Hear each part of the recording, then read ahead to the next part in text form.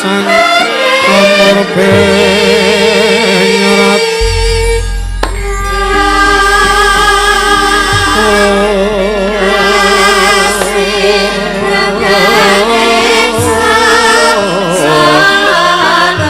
meriksakan ingkang rengkanan si entase mawe putusan sareko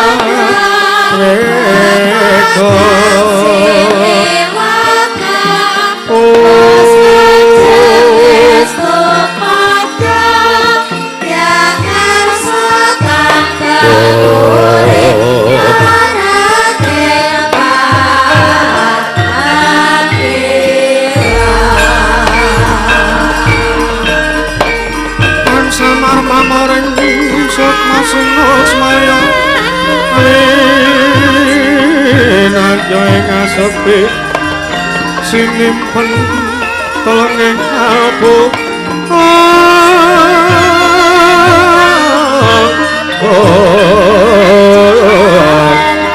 pambukane karana talek saking liya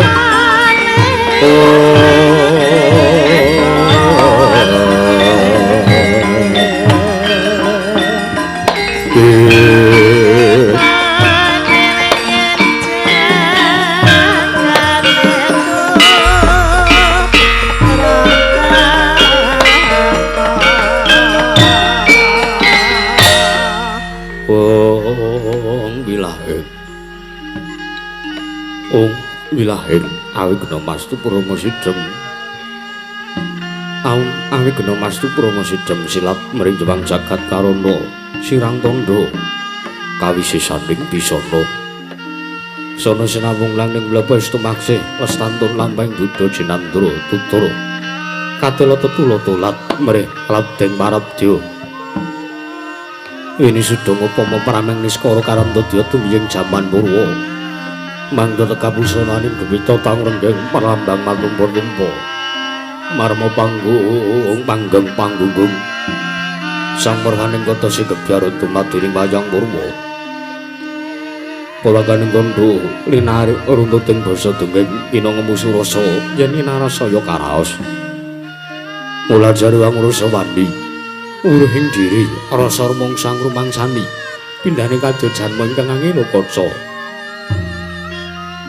jarwe wis arinakuk caing carita ala becik wis kagelar jroning makliran yaiku jatri amrisani pagelaran Haringgit Pawa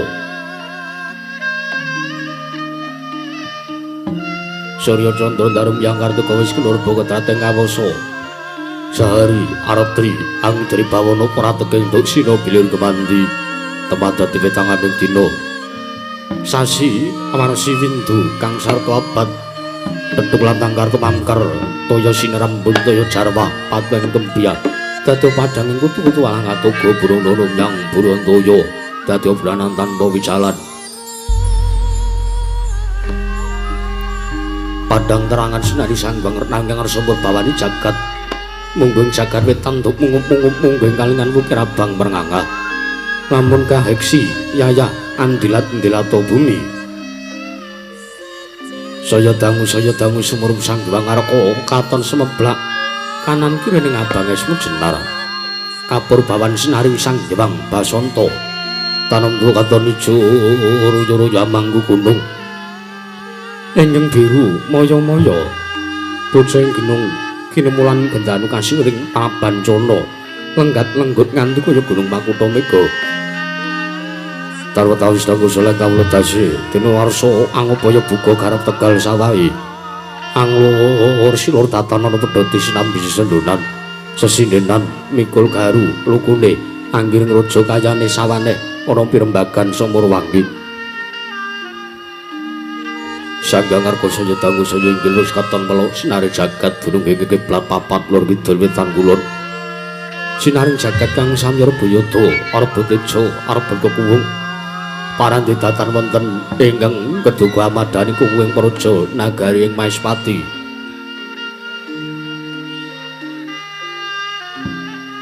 kawis loro kinarya pambukaning kandha sang ratring mangke kana negara Maespati dumadi saking 30 banjaran sinasapan tiya ginawi tenapi ombang samudra binang langut kang tanpa pagut pekating paningal kapanto urut ing Cakrawala wane-wane cakrek ing wisi samanaki nebing jurang corong kinebung go serung kinarya sing peksilawet yang sarang burung wonten ugi pasisiran tersasana jembar kebekaning pasir gemlaring garis pinggir tanem tuang rembuyu ngroyo-royo karang mitri rewir-wiron klopo bumi subur pasiten mawur satengah tinandur kangkar tumangkar kawuryan dadi gunung-gunung bebanjengan ngrangsang langit lenggak-lenggok lampahe toya ingkang mijil saking sendang-sendang mening nirtane ilene kang pinara-para playune kang tinampi waduk bentung-bentung kinarya ngeleni sawah yang pategalaning Narakesma mokal pangling tetani bebasan datan ana bumi sak cengkang kang sela sadya tinanduran kang mrakapi pandya Bathari Sirang Darpa Sabinan Jaya Rukmisari kang pinangka Pradiwi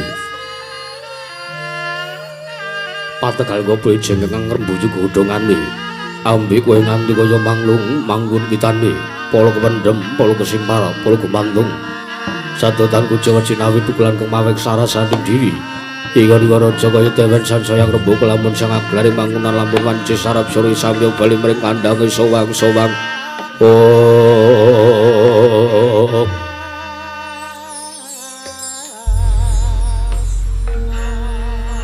tataran carane kandhang nganggo Kanjeng Malang labu tebi saking tindak Durjana Juti samya sayog saka kapti karya luhuring nusa bangsa duwe negari ing Maespati wana gungi bangi gunung anggung rinaksa mrih lestari turun tumurun trah tumerah sada dadi huruk-hurukan lingkungan langkung-langkung lamun to tinaliti sampun samya samet mring sesanggepan sepentepi saking tindak sansaya sinansaya wada winodanane mung mansinamatan daya dinayan sawijucis mapan sejati ning jejebahan kang pinuji temah mawujud manunggaling cipta rasa karsa kang sak temah babar karya kenging binasake negaring Maespati nalika semana nedha manjing mring jaman Jana panjang kunjung pasir pawukira jinawi kemari pakarta tata turta raharja dasanegara kang gudhabare padang jagate durung setur tata kuncarane turta kasusureng manca praja lah sinenta wau ing ngasta pusaring adil bangsa nagari ing Maespati menangira den ucapna dasa namane Sang Nata dasa arane 10 nama wis mestani nengge jejuluk Sang Maha Prabu Harjuna Sasrabau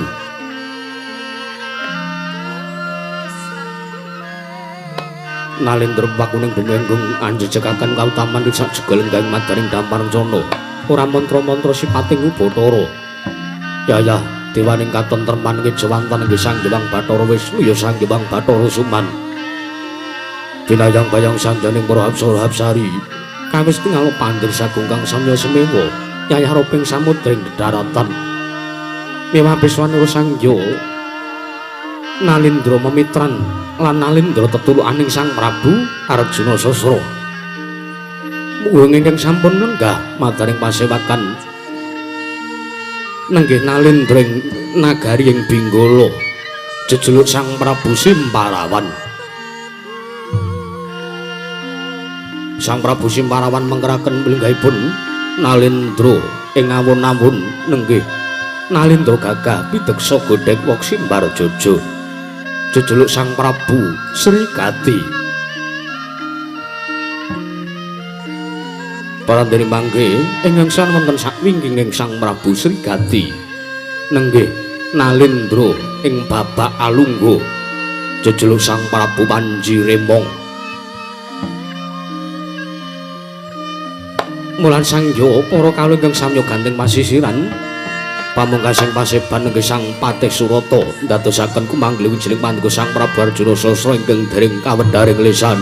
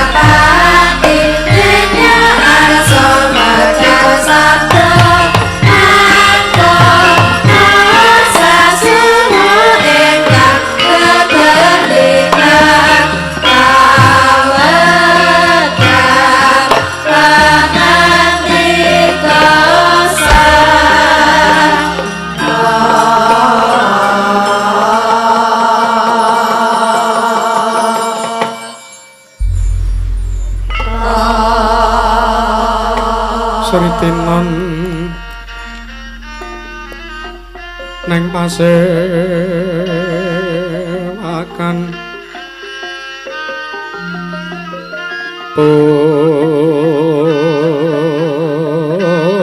pusana maneka warna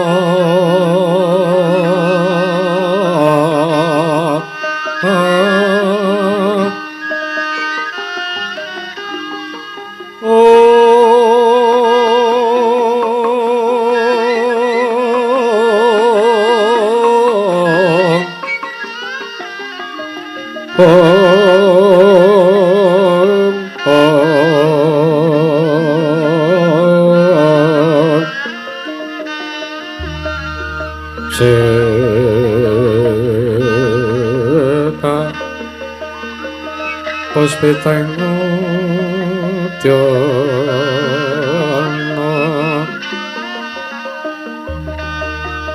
yang manjra sarborokmo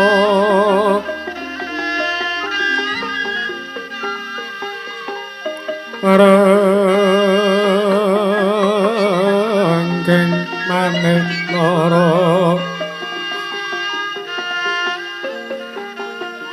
Narawata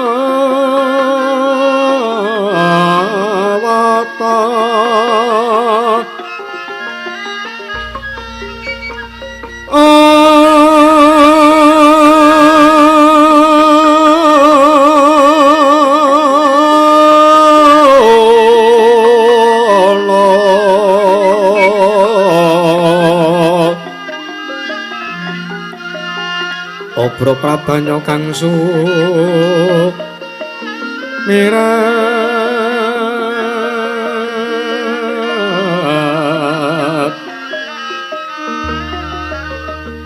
penyaring deca laliwaran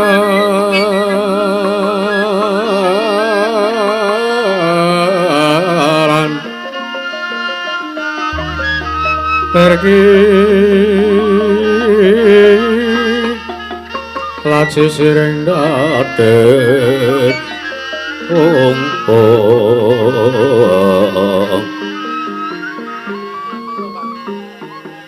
wimpo kekondo mrek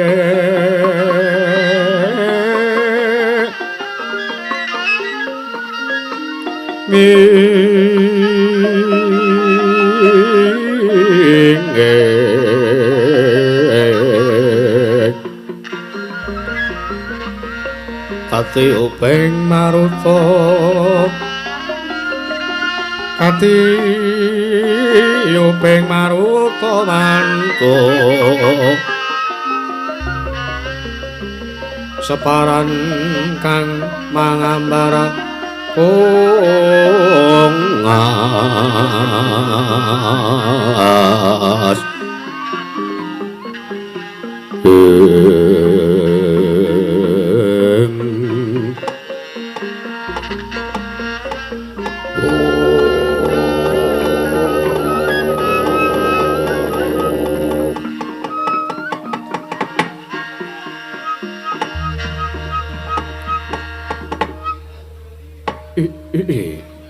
Niwang suksmana mangadili nuwi ana sasmintan ingsun jagat wasisaning Bathara ung bawana langgeng sinunggi datanawrat ora mengko dhisik Kakang Patih Surata ya ndadekake kaget pekenira Kakang Patih Surata wondene sira ingsun piji ana ngarsaning manira Patih Surata unamin pasang kalimat nabi dina bena ngiladuni dumawaing tawang tuwang linepating tulak manusinuwun pareng paduka Sang Dewaji Gusti kula nata ing Maespati sembahan kula sinuwun Prabu Sri Arjuna Sasrabau pareng miji dhateng wiswanipun ingkang abdi kepatihanipun Patih Surata sinuwun saestu damel kejatara sing manah kula gurawalan salebeting penggalih kumitra caruk maras nalika kula biji kapiji kadhep sowan kula wonten ngarsa paduka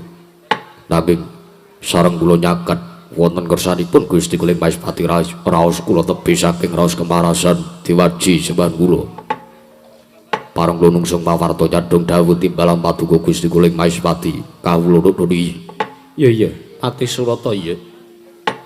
Kadiparan sira ingsun percaya minangka dadi badal wakil ingsun mranata tata rakiting kamrajan negara ing Maespati aturna marang panjenengan ingsun sak mendang aja nganti ingkang karemben Pati Surata.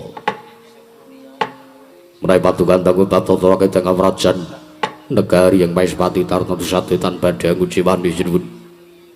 Para kawula samya sayek seka kabeh akarya luhuring rusa bangsa tuwin negari yang Maespati. Mandhaipun dumateng para adik prajuritan inggih boten kendhat nggih tansah gladhen olah lidhaning aparat. Sawanji-wanji raja paduka katempuh parang muga tatentu boten badhe ngepuk gunca. Kuncanipun Gusti kula ing Maespati pun Sinuwun Prabu Arjuna Sasrabau. Ingkang abdi kepatihan rembug kasampurna putung sumangga kabandhemna kawula niki. Iya. Pati Surata gawe bombong tiasing sun teka jangkep kang dadi aturmu. Ora liwat pakaryan kang utama tindakna selawase urip. Kula ingkang sampun paduka dhawaken tartentu kula boten badhe swala. Namung boten langkung kula ngaturaken sembah sungkem pangabekti kula kunjuk sandhap putra paduka Gusti kula ing Maespati Sinuwun Prabu Arjuna Sasra. Ya ingsun tampa ora liwat pangestuning sun wae tanpa nono. Dahat kalingga murdu. Ora mengko dhisik sawise ingsun nglumpangke sangjaning para nalindra tetelukan sartaning nalindra memitraning Prabu Arjuna Sasrabau. Tak sawang ingkang wis nyaket ana ngarsaning ingsun ora pangling. Ingkang lungguh ning Datulaya ya kuwi Yayi Prabu Simparawan.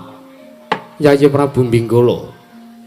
Padha kanthi prayoga sartane Araharja Arawuhe Yayi Prabu ing Binggala, Yayi Prabu Simparawan. Ya jagat pangestu Karwayahu Bathara jagat Patendra Jala Dewaku. Dewaji sembahan kula, pengayoman kula tering Madyapada prapteng delahan. Pareng kula ngaturaken nuwun amin pasang kalimantabe tinebena ngiladuri dumawahing tawang tuwang. Linepat ing tulak manu Dewaji. Pareng paduka miji dhateng pisanipun ingkang Araying Binggala pun Simparawan. Sowan kula sampun kepareng prayoga. Anggen kula sowan Araharja wonten ngarsanipun Sinuwun Prabu Sri Arjuna Sasrabau ing Maespati. Namung boten langkung kula ngaturaken sungkem kula kunjuk wonten ngarsa paduka Kanjeng Kaka Prabu ing Maespati, Kanjeng Kaka Prabu Sri Arjuna Sasrabau. Sinuwun. Iya, Yayi Prabu Simparawan. Yayi Prabu Binggala ngatur sembah ngersaning ingsun ora liwat tiba sepadha-padha. Parayogatna anggon Yayi Prabu Simparawan ngadhep ana ngarsaning ingsun. Sampun boten ngrang prayogi sinuwun. Anggen kula sowan wonten ngarsa paduka Gusti kula ing Maespati. Apa dene Yayi Prabu Srigati, Yayi Prabu ngawun-awun. Padha kanthi prayoga sowan Yayi Prabu Srigati, Yayi Prabu.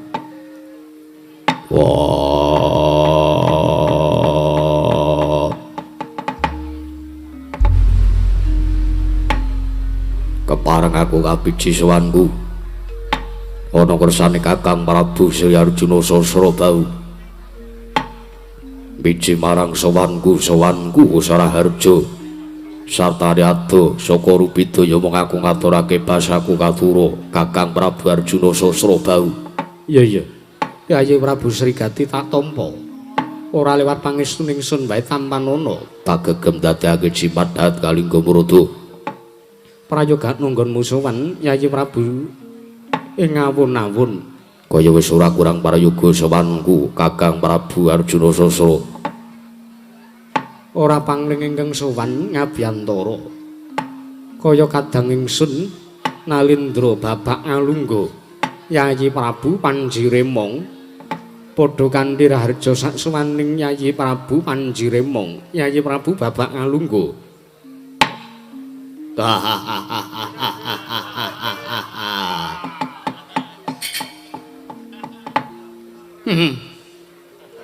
Kaka Prabu. Parang watu kami dateng beswanipun ingkang Rayeng Babak Ngalungga pun Panjiremong lho. Raharja sowan kula. tebih saking rubito caket maring arahayon sowan kula kemareng kula ngaturaken sembah bekti kula kunjuk. Ya Yayi Prabu Panjiremung. Yayi Prabu atur bekti ngarsaning ingsun ora lewat pangestuning ingsun bae tampanono. Dahat kalingga murda. Rakyat kula niku do seneng. Mergo ndi ratu humoris kaya kula niki. Wah, iki. Prayoga nanggonmu ngadhep. Sampun boten kirang prayogi Koko Prabu Arjuna Sasrabau.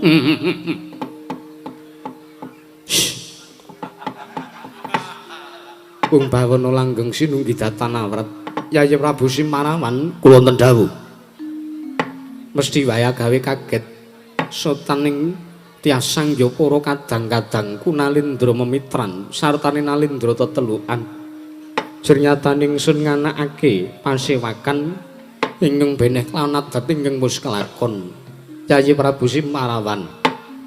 Ya jagat pangestu karo wayahu Bathara jagat nur mangke Dewaji. Estunipun Gurawalan saha kumesar manahipun ingkang rayi ing Binggala. Jernyatanipun sowan kula wonten Prajanegari Maespati menika sajak ngemu wigatos ingkang beneh kelan padatan. Pramila gandeng sak mangke sampun sami satata.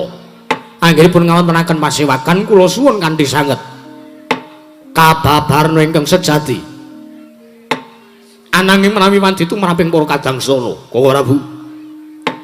Sak manggawi kula dherekaken manjing wonten saklebete kedhaton Pancatur Netra lan ingkang rayi ing Binggala pun Simparawan. Koko Prabu Arjuna Sasrabau. Ya jagat pangestu karo wayahu Bathara jagat.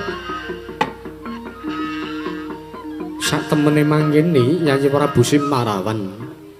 Anane jeneng ingsun nganakake pasewakan nglumpukke sangjaning para kadang memitran lan nalindra tetelukan.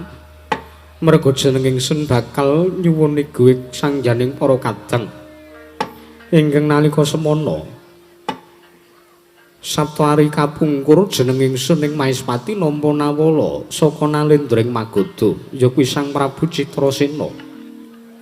Ingkang surasaning nawala Prabu Citrasena njaluk lan nyuwun senjata pitulung tumbak kenceng kelawan nalindring Maespati ingkang disababake ora liya kejaba merga pokal gawening Nalindra 1000 negara ingkang ngepung wakul binaya mangap ana ing negaring Magoda ingkang kapandhekan dening Prabu Darmawisesa amarga tetuangganing Nalindra 1000 negara kuwi mau kang pengin amboyong marang putring Magoda. Kadang werdaning Sang Prabu Citrasena ya kuwi Sang Dewi Citrawati. Mula kang saka kuwi Yayi Prabu Simparawan. Jeneng ingsun ya Arjuna Sasrabau malah bakal mboyong marang Dewi Citrawati sarana ingsun bakal ngundurake Nalindra 1000 negara ingkang ngepung Prajanagaring Magoda. Banjur anane jeneng ingsun nglumpukke sangjaning para Nalindra memitran lan tetelukan. Merga ingsun bakal njaluki go sartane prayogamu kepiye yen to jeneng ingsun sak mengko jumangkah budal ngundurake Nalindra 1000 negara banjur mengko Dewi Citrawati kaboyong ning Prajanagara Maespati.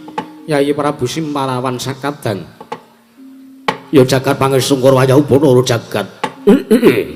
Nur mangke ingkang sepisan terosipun manahipun ingkang raying Binggala pun Simparawan. Kula mangayu bagya sartanipun kula ngrumajangi dhateng ancas gegayuhan paduka Kanjeng Koko Prabu ingkang anggadhahi lekas badhe ngunduraken dhateng Nalindra 1000 negari ingkang sakmangke ngepung Prajanagaring Magoda. Jenyatanipun menawi sakmangke kasembatan Gusti kula ing Maespati ngunduraken sangjaning para Nalindra 1000 negari ingkang ngepung negari ing Magoda tartentu sakmangke badhe nuwuhaken katentreman wonten Prajanagaring Magoda. Nanging angka kalih kula menika estunipun ngeman dhateng pamoripun Gusti kula ing Maespati inggih Gusti kula Kanjeng Koko Prabu Sri Arjuna Sasrabau. Ngeman sababe apa Yayi Prabu Simparawan? Mangke riyin.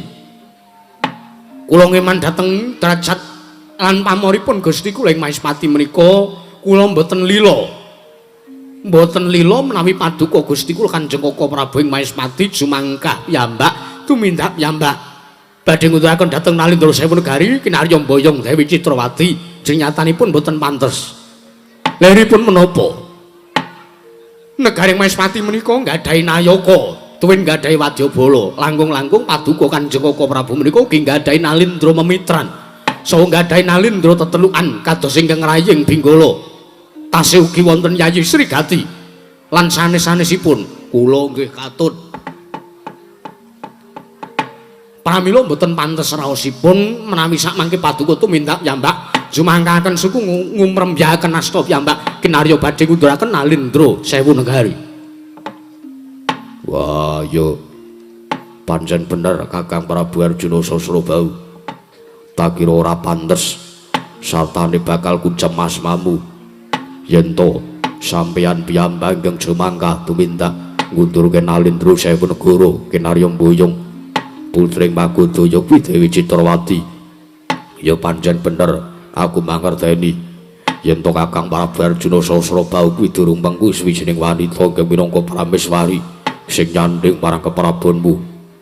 Ya mung yen to duweni ancas lan gegayuhan tak jaluk pasrahna marang kadangmu ing awun-awun Srigati sing sagung ngundurke Nalindra Sewu Negara.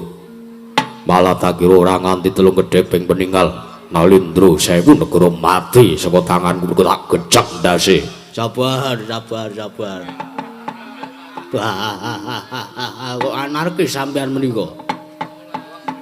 Yen to ora kanthi srana mengkono tak kira Nalindra Sewu Negara ora bakal keduga mundur saka negara Magoda. Koko Prabu nuwun sewu.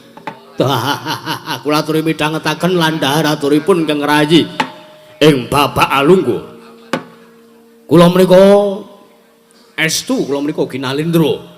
Kula mbedah negari mboyong putri kula ugi sampun marambah makabeng-kabeng. Kula menika najan to porem kula kaya ngeten menika. Nanging nuwun sewu sampun ngantos ngembe lan nyas. Dateng kasudibyanipun ingkang rayeng Bapak Alungguh pun Panji Rema. Sakmangke kula aturi lenggah ingkang prayogi kemawon wonten kedhaton negari ing Maespati. Kajengipun sangjaning para kadang-kadang Nalindra tetelukan lan Nalindra memitran ingkang kedugun sumangkaken suku ngumrembyaken asta srana ngunduraken Nalindra Sewu Negari lajeng sakmangke Dewi Citrawati kaboyong kula sarwaken wonten sanipun Gusti kula ing Maespati pun Sira Prabu Arjuna Sasrabau mekaten. Ya jagat pangestungkara nanging mangkene Yayi Prabu kados pundi?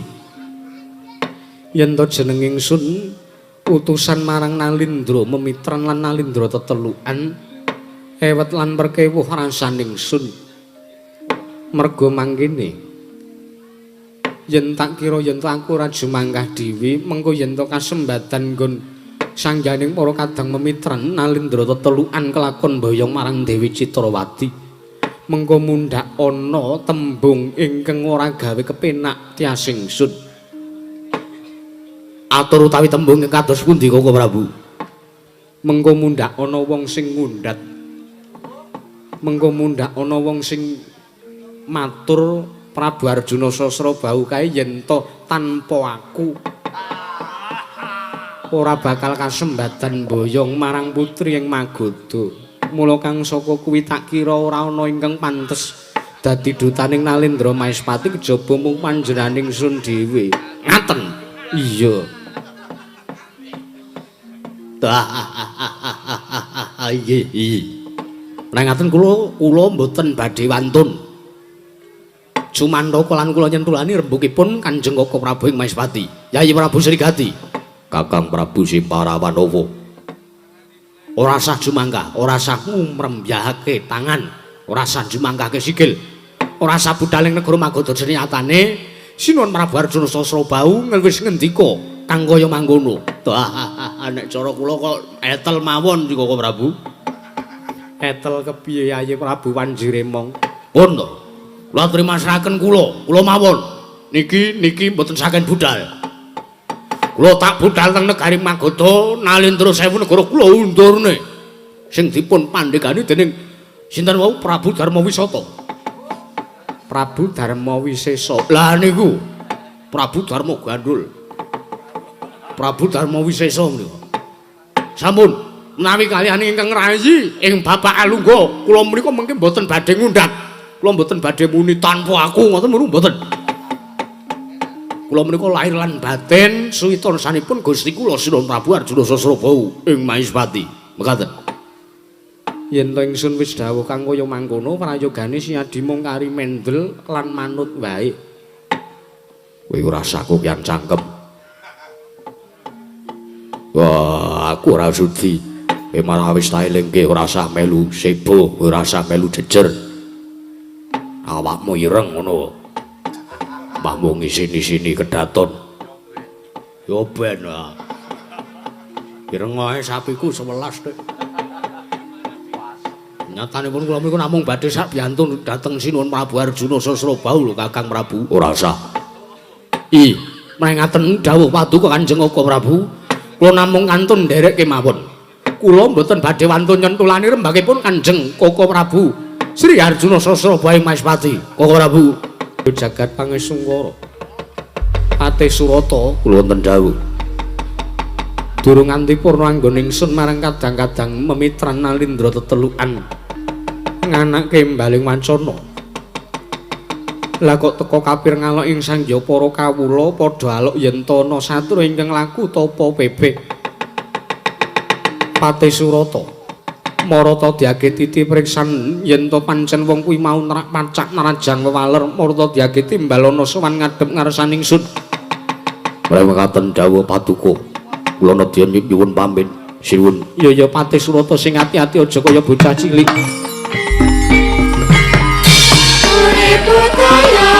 Budaya ning negeri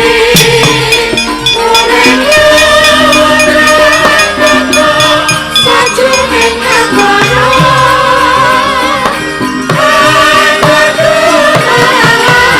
sani kakalan ya sani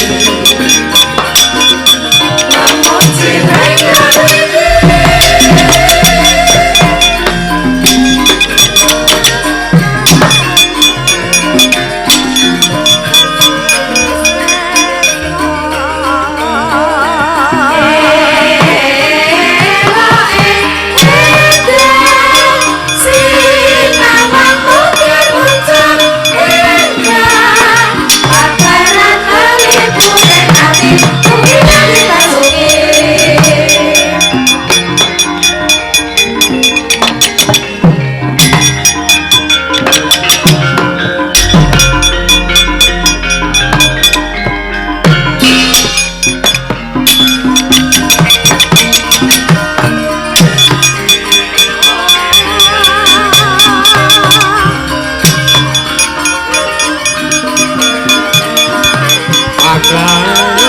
poreng ati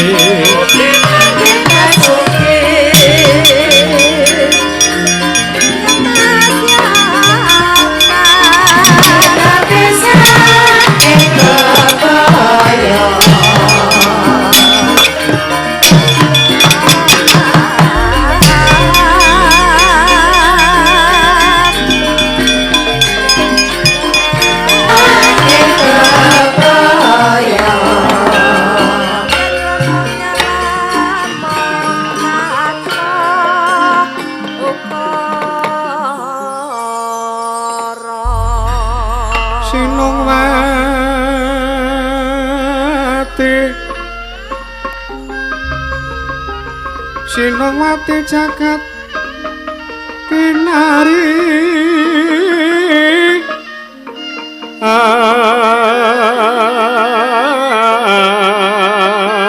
among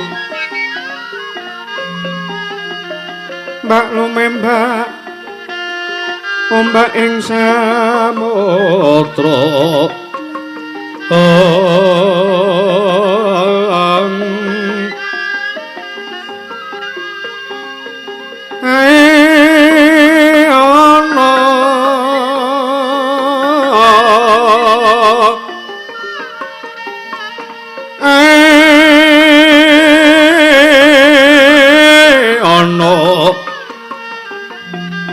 bale lumut amrep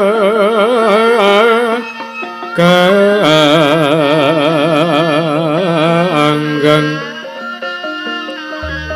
awito denceng dencengan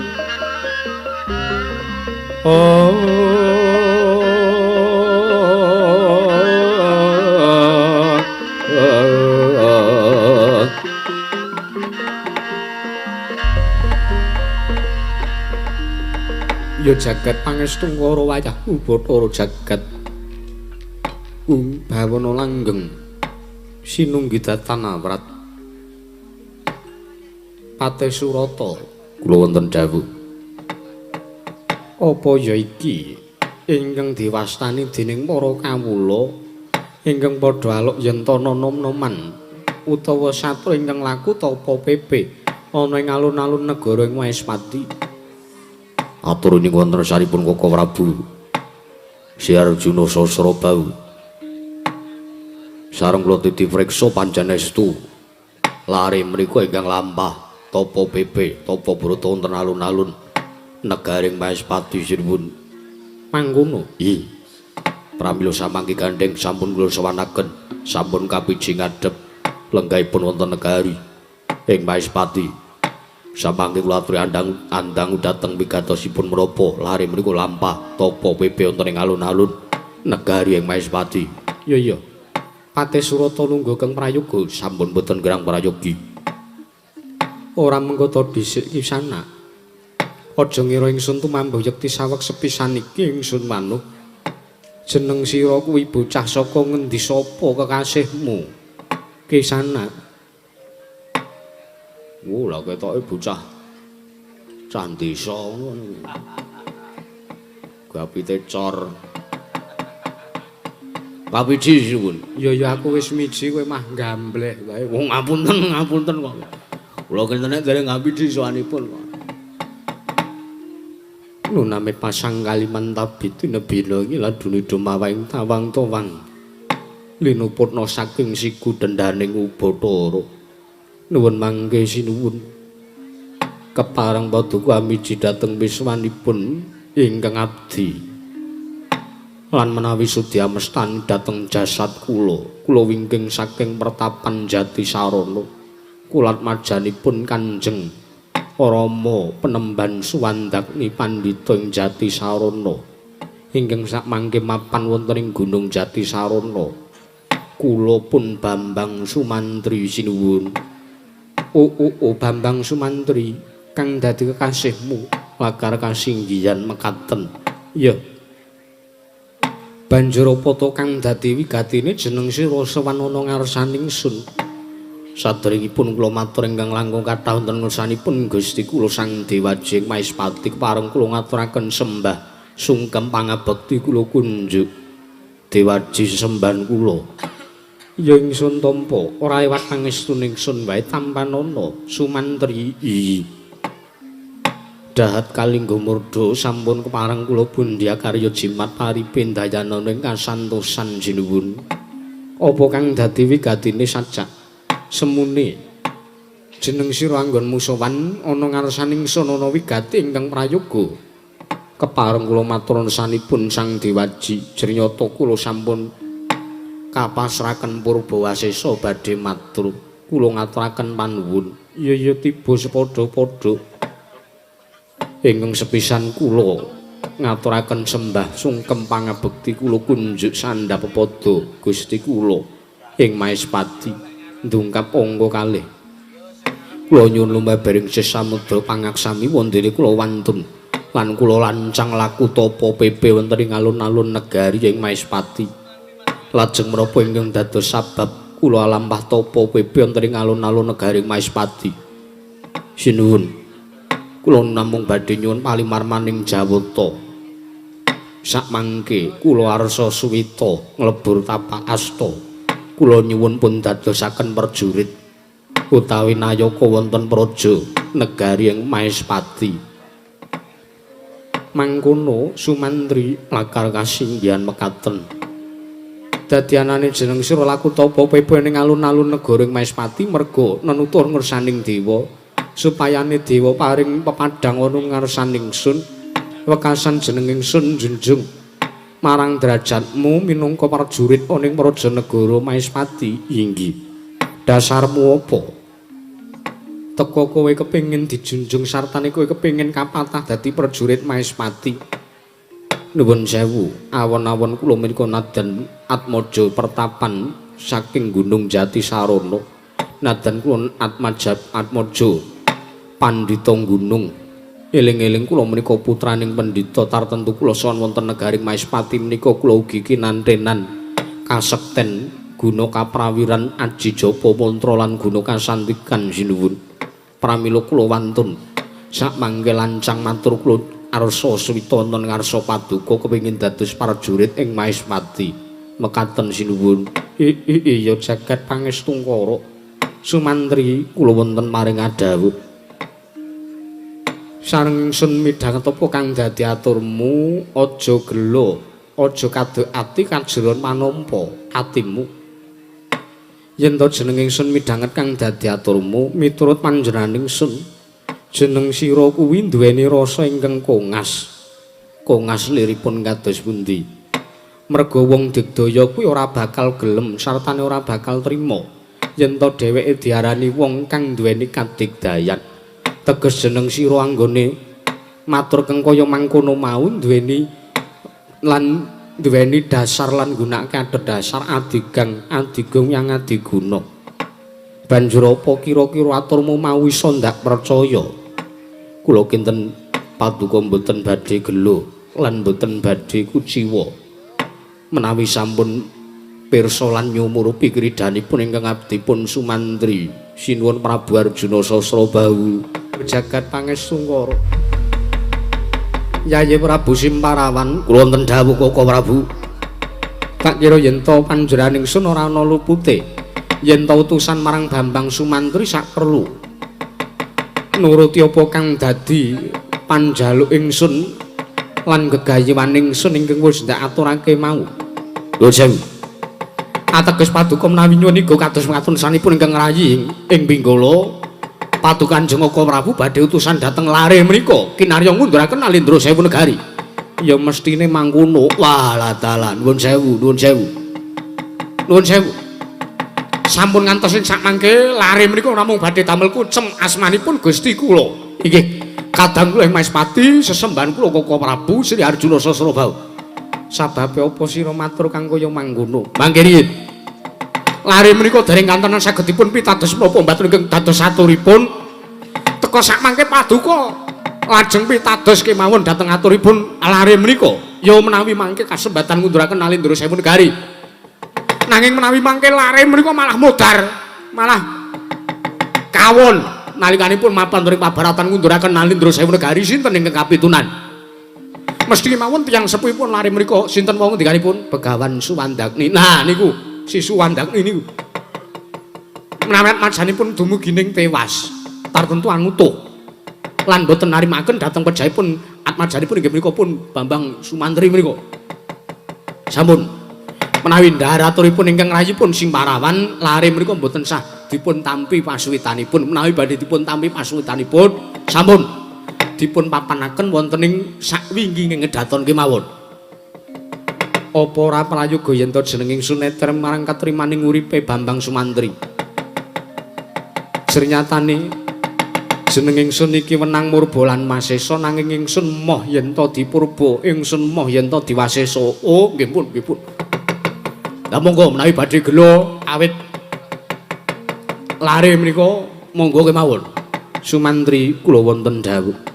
Aja kaget jeneng sira bakal ndak utus mbebantu marang Nalendra ing Magadaya kuwi Prabu Citrasena. Sabiyantu menapa nadan kula kedah minggah gunung nyemplung samudra kula mboten badhe awel. Mangertiya. Sak mengkoning Prajanegara ing Magadaya ana patraping Nalendra Sewu Negara ingkang bakal mboyong marang Dewi Citrawati. Yen to jeneng kita saguh ulun jeneng ingsun bakal dawuh marang jeneng sira Sumantri Nalendra Sewu Negara undurna sartane Dewi Citrawati boyo ngenono ngarsaning ingsun ingkang sakmengko bakal ingsun pundhut garwa minangka prameswari negara ing Maespati. Nanging ya mung wanti-wanti ingsun lan wewaler ingsun Anggon sira ngundurake Nalindra Sewu negara nggunakno adhedhasar ya kuwi ngluruk tanpa bala menang tanpa ngasorake. Yen to lulus Raharja jeneng sira tak tampa pasuwitanmu nanging yen to ngasiyana kurban nalikane kowe ngundurake Nalindra Sewu negara sengara tak tampa sing dadi pasuwitanmu Bambang Sumantri menawi prasta dawuh paduka kados mekaten kula nedya nyuwun pamit badhe anyobi lan neter dhateng ketrimaning gesangipun ingkang abdipun Sumantri malah kula malah mboten badhe purun menawi kula kakandhenan wadyabala saking negaring Maespati kula piyambak ketuga sagah ngunduraken Nalindra Sewu negari sinuwun ngati-ati aja kaya bocah cilik Sumantri.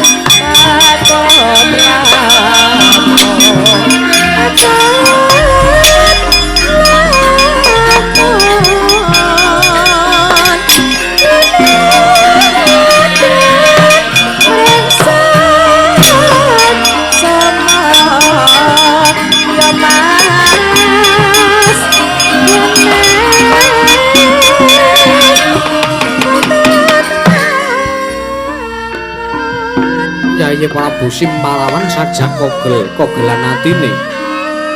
Nuwun sewu Koko Prabu.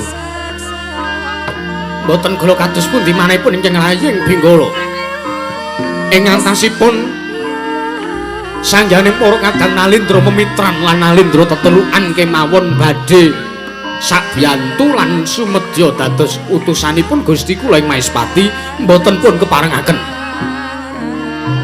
Nanging sareng paduka nampi pisanipun lare alit bayi wingi sore. Malah sakmangke nampi utusan lan nampi dawuhipun Koko Prabu ing Maespati. Mriki ingkang dadosaken kuciwanipun manahipun ingkang rayipun Simparawan. Oh dadi sira Yayi Prabu Simparawan gelo. Merga ora tak dawuhi ngundurke Nalindra Sewu negara malah tak penggak. Mesti kemawon mekaten. Malah sak mengko aku utusan marang bocah wingi sore sira gelo. Ih. Kogel manah kula. Yayi Prabu Srigati ana dawuh apa Kakang Prabu Arjuna Sasrabau. Kira-kira si Adi gelo apa ora? Yen to jeneng ingsun menggak apa kang dadi kegayewanmu? Nggonmu bakal ngundurke Nalindra Sewu negara malah ingsun utusan marang Bambang Sumantri. Gelo apa ora? Nadyan to aku kuwi Nalindra nanging aku netepi darmaning satriya. Tegese piye? Yen to aku ora didhawuhi, aku ora bakal sumegul. Araga budal. Yen to aku ora nampa dawuh.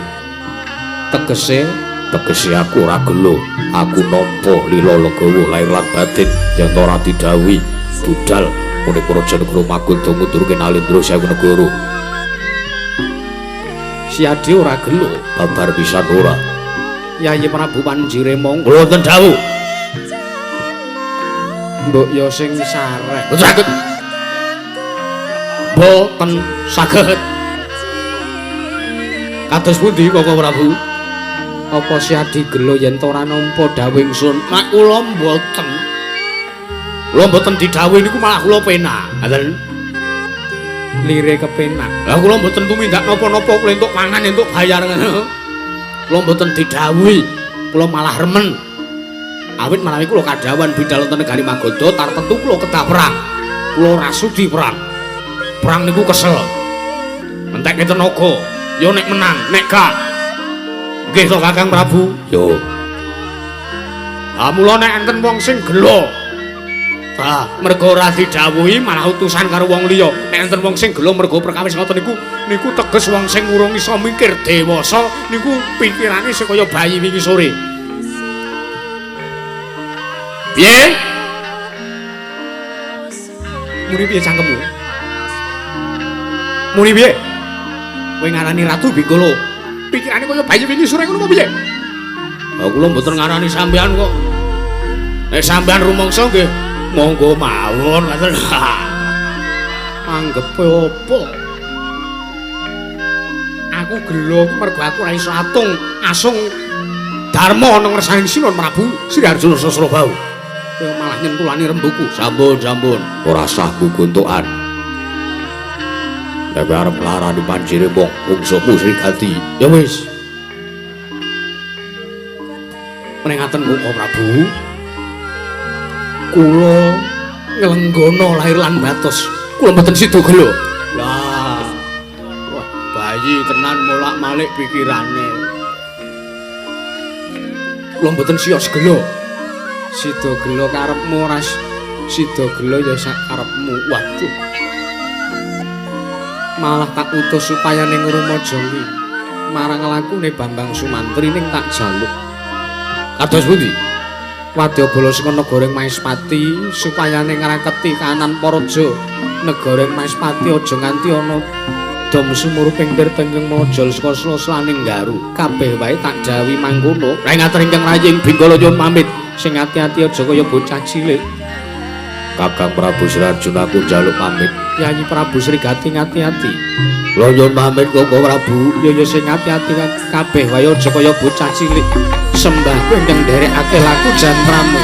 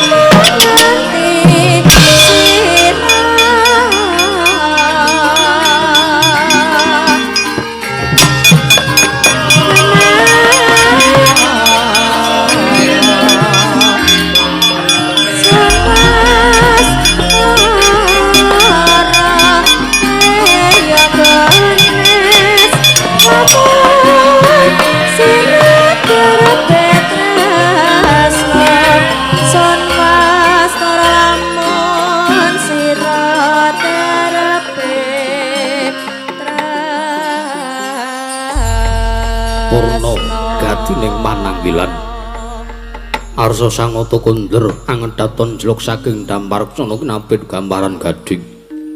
Kadharaken sangjaning para banjedi manggung tanggung Jaka paloro-loro ingkang samya ngambil upacaraning keprabot.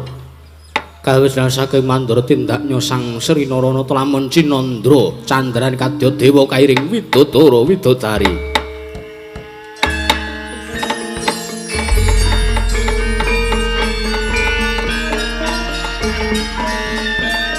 Oh